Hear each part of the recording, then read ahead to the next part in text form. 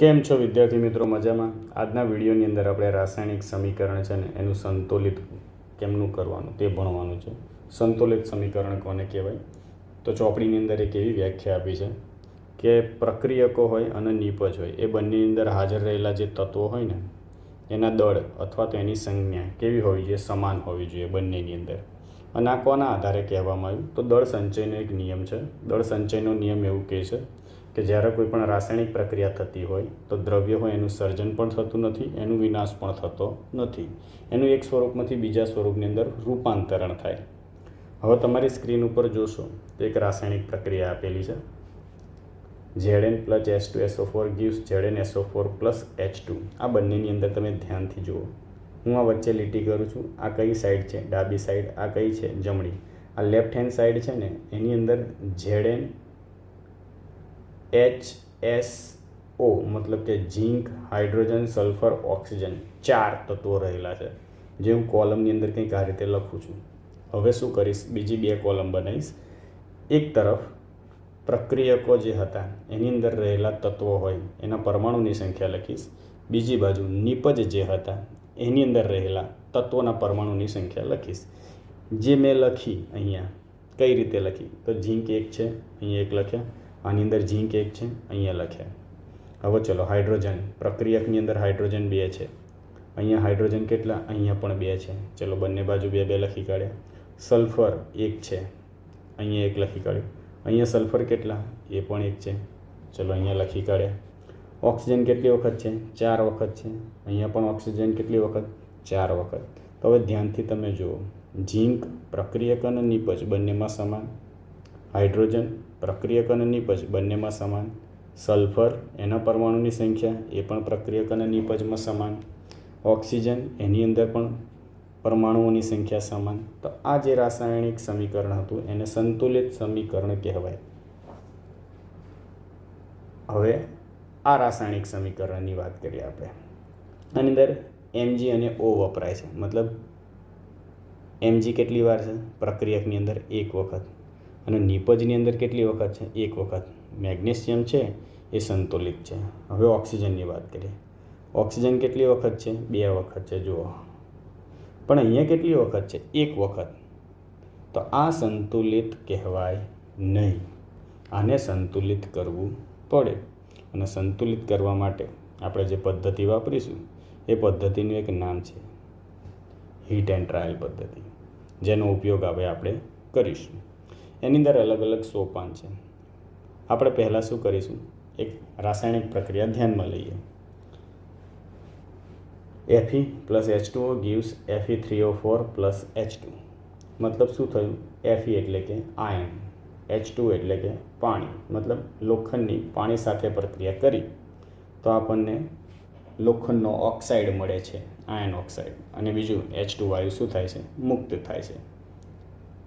સોપાનની અંદર સૌથી પહેલાં શું કરવાનું? તો દરેક સંયોજન જેટલા વપરાયેલા છે ચોરસ કરી દો. સંતુલિત સમીકરણ કરતી વખતે ખાનાઓની અંદર લખી કાઢો દરેક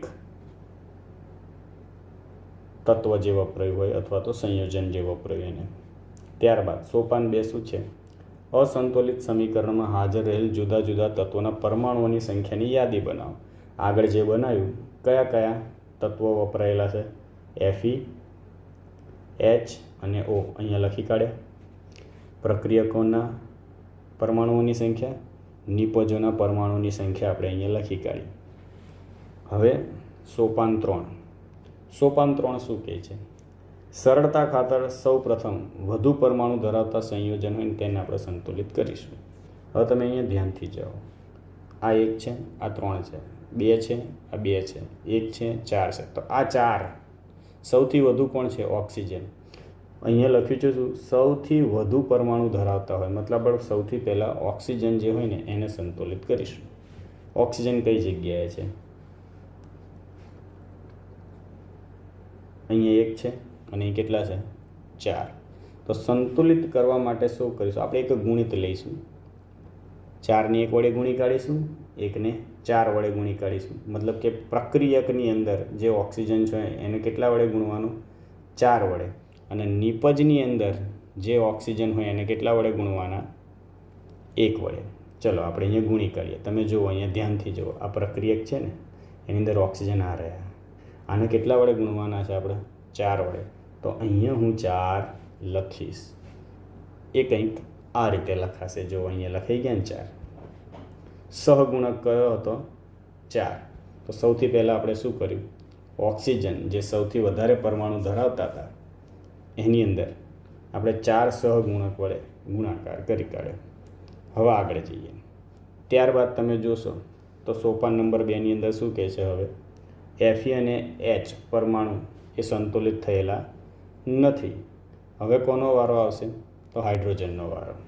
હાઇડ્રોજન પરમાણુ અહીંયા તમે ધ્યાનથી જુઓ, આ 4 અને આ બંને 2, 4 દુ કેટલા થાય? 8. હવે હાઇડ્રોજન પરમાણુ કેટલા છે પ્રક્રિયકની અંદર? 8 છે. અહીંયા કેટલા છે? ફક્ત 2. હવે 2 હોય એના 8 કરવા હોય તો કેટલા વડે ગુણવા પડે? 4 વડે ગુણવા પડે કે નહીં? તો અહીંયા જુઓ, નિપજને કેટલા વડે ગુણ્યા? 4 વડે. અહીંયા આપણે ગુણી કાઢીશું એટલે આપણને જે નેક્સ્ટ સમીકરણ મળશે એમાં H2ની આગળ કેટલા લખેલા હશે? 4. જોઈ લઈએ. આ રહ્યા જુઓ. શું કર્યું પહેલાં આપણે? પહેલાં ઓક્સિજન સૌથી વધુ પરમાણુ ધરાવતા હતા એ પરમાણુ હતા એને સંતુલિત કર્યા, ત્યારબાદ હાઇડ્રોજનને સંતુલિત કર્યા. હવે આગળ જઈશું. ઓક્સિજન સંતુલિત થઈ ગયા, હાઇડ્રોજન સંતુલિત થઈ ગયા, Fe એક વખત છે, અહીંયા 3 વખત છે. હવે આગળ શું કરવાનું એ તો હવે તમને ખબર પડી જ ગઈ છે. 3 વડે ગુણીશું. કોને ગુણીશું? પ્રક્રિયકોને. તો Fe 3 વખતે ગુણાશે તો આપણે એક સમીકરણ કેવું થઈ જશે? 3Fe + 4H2O gives Fe3O4 + 4H2O. છેલ્લે અંતિમ બોક્સ જે હોય એને શું કરીશું? આપણે દૂર કરી નાખીશું તો આપણને આખું એક સમીકરણ મળી જશે.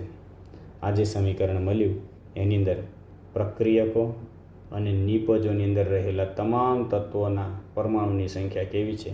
સરખી. આ પદ્ધતિને નામ આપ્યું છે હીટ એન્ડ ટ્રાયલ પદ્ધતિ. પરીક્ષામાં 1 માર્કની અંદર આ પૂછાયેલો છે.